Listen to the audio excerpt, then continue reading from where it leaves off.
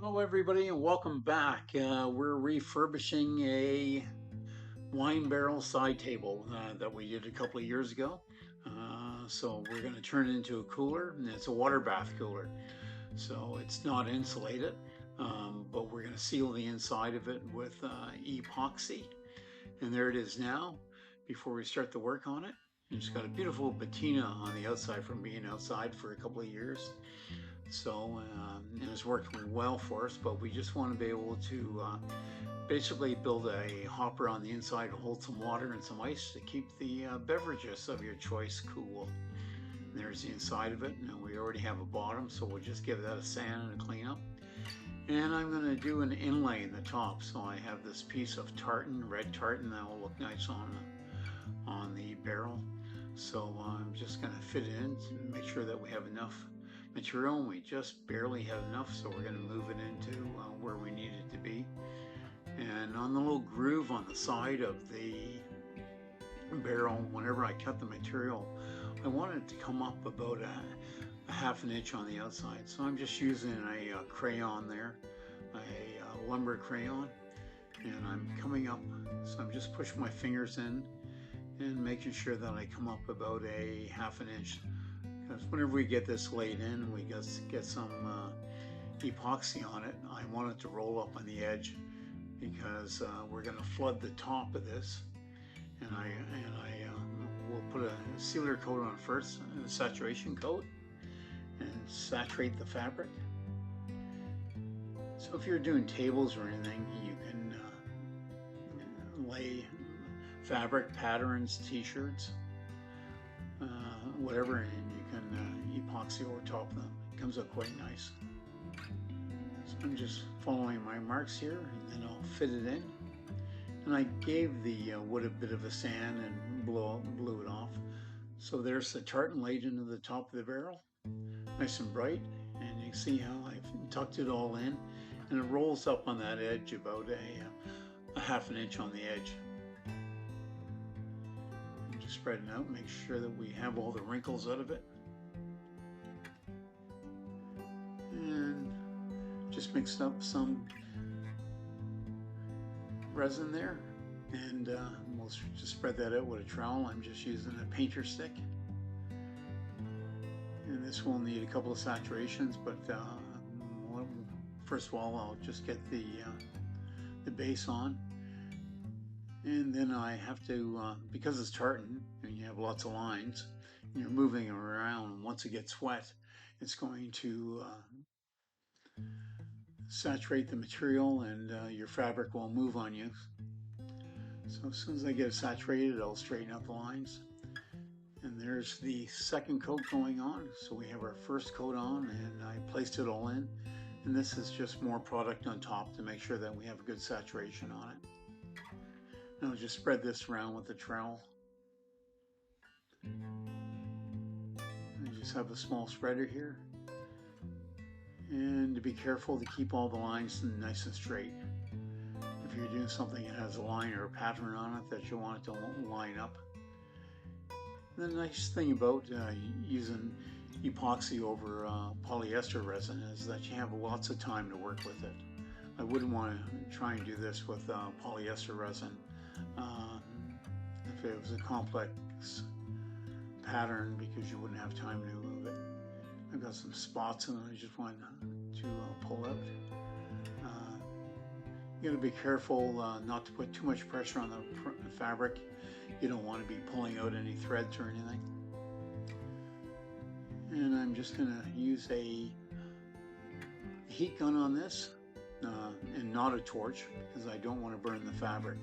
So I'm using a heat gun, and what this will do is just allow the epoxy to spread out and give it a bit of a kick.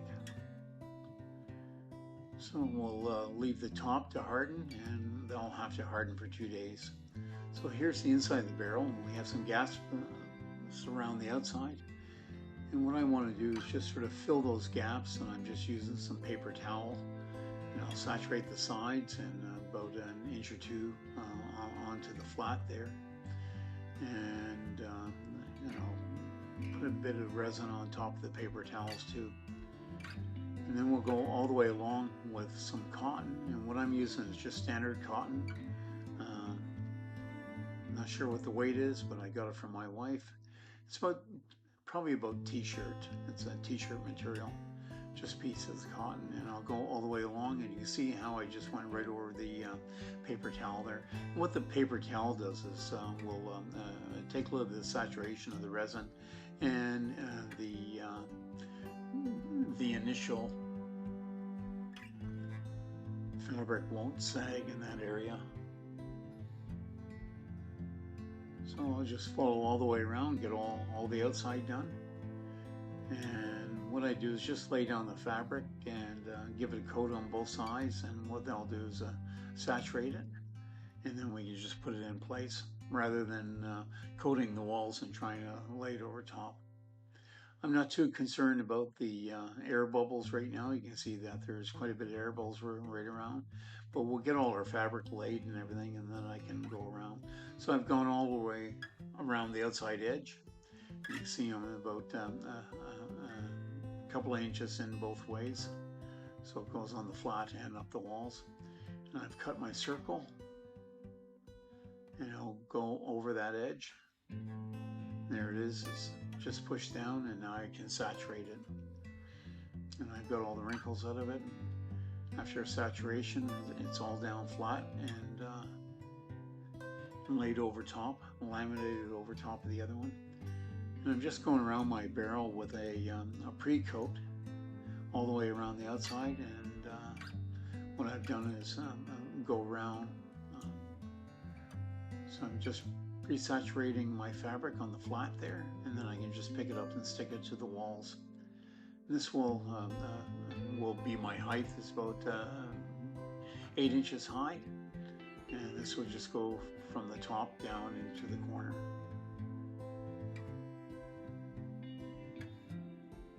And these pieces are around 7 or 8 inches long, and I'll just go all the way around.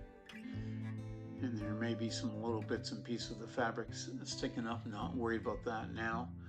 Whenever it gets hard, I'll just sand it off. So there it is done. You can see all the way around. And now I'm just coating it, and I've decided to go with the blue. So this will have 2 layers. So I've just put some blue pigment in my epoxy. And while that's hardened, I've gave the outside a really light sand, and then wiped it all down with mineral spirits. And then I'm coating it with a spar varnish on the outside and giving it a good saturation. I'll end up giving this 2 coats. And whenever I'm doing the first coat, I'll go back and forth to make sure that I have all, especially in oak, to make sure that I have all the pores and everything filled, and then I'll coat it up and down with the grain. And I've thinned out the spar varnish about 20% with solvents. So there's the final coat. Now we're back to the top, and it's been 3 days now on the top. I want to make sure that it was good and hard, and I'll sand everything down with 120 paper. And you want to, if there's any fabric coming up or anything. And I've given a blown off and a clean. I'm just wiping it all down with an acetone to make sure that there's no dust or anything on it.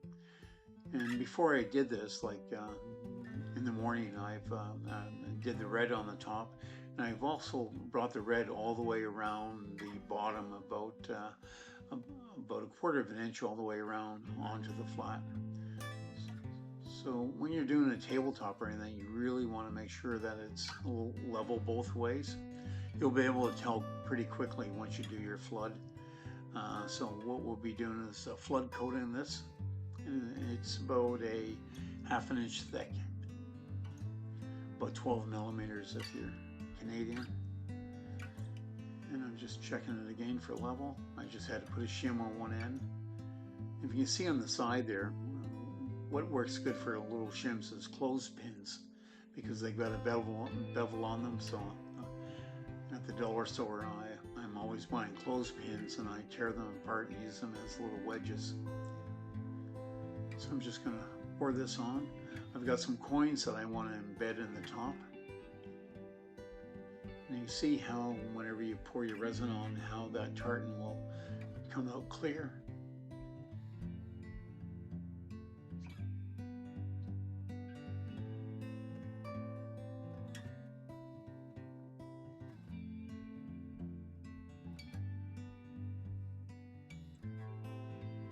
I chose some really nice bright coins, and I'm just going to throw them in here before we get too much resin in it. You just sort of scatter them about in a random way. I eventually move them again. I determined that instead of on the left, they look better on the right. I don't know why, but I did have them placed in. And what I did is took a little bit of polish and polished up the coins to really give them a nice shine. So you can see that they're glaring up. And this is just a pour coat, and I'll make 2 batches of this. And this is about 6 ounces at a time I'm pouring. So I'll be putting about 12 ounces of epoxy resin in the top here. And if you have any floaters, now's the time to pick them out.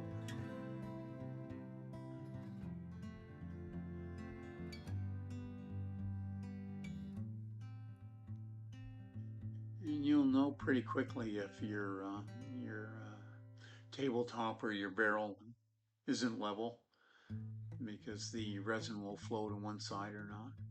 There you can see I've moved the coins over to the other side and just placing them. I want it to look like they're thrown on the tabletop. And now that I have all the resin in, now I can take a torch and I'll just go along, and this will bring up any air bubbles or anything. Careful not to touch the outside of the paint. And I'm back to putting a solid coat of resin on the inside of the barrel, and I'm just letting this flow all in, and this will flood the bottom. And I've gone with a nice royal blue on it.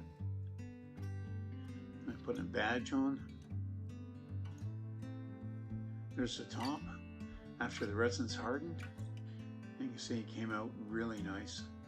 It's really hard to take a shot with a camera because it's shining, but it really came out good.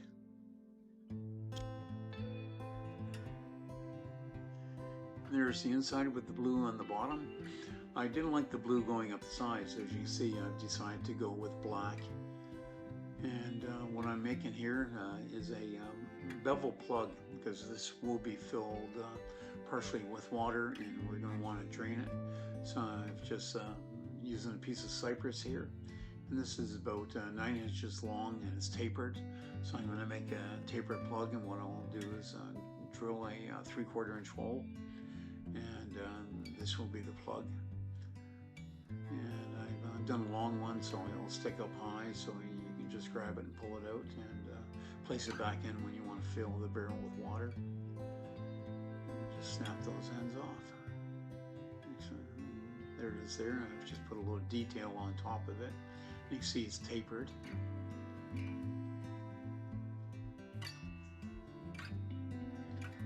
That ought to work. And I need a 3/4 inch hole, so I'll just drill a 3/4 inch hole, and that's where it goes at the back of the barrel, and then you can fill the barrel 7 or 8 inches up with water. So we'll do that. We'll give it the water test. And this is called a water cooler. So you just throw in a great big chunk of ice and your beverages of choice, and that keeps it at the perfect temperature. And you won't be able to keep a mousse fresh in here for days, but you'll be able to keep your beer fresh and nice and cool for the afternoon. So, and I thought the blue in the bottom gives it a nice bright look. You can go any color you want. You can see my plug's working good. It's sticking up out of the water out there. And these will just float around. Just throwing a bottle of vodka. Better make sure that cap's on tight. Don't want to ruin that. There you go.